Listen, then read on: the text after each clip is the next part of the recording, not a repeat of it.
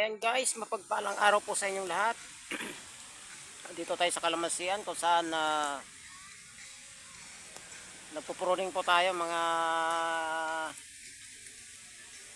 kasaka. Ayan.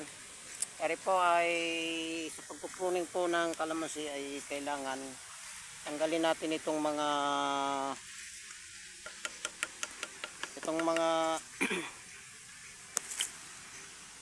seedling. Ayan, mga kasaka. Ito gawa nitong ito hindi naman namumunga. Ito ay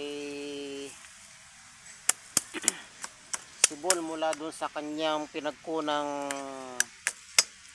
puno ng kalamandiring. So yan, makikita natin idol, mga kasaka, doon siya nagkakaroon ng dahon doon sa pinakadulo. Ayan. Kaya walang silbi ito. Kailangan natin tanggalin to mga kasaka. Ayan guys. Tanggalin na natin. So malalaki to eh.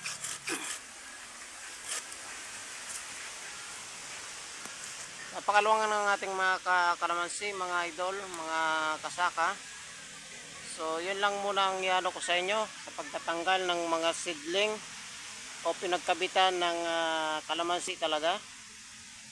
At kailangan tanggalin talaga ito.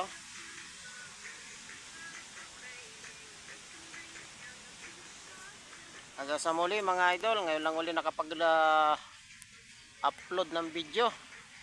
Ayan, maraming salamat sa inyo at mabuhay po kayong lahat. God bless. Thank you so much.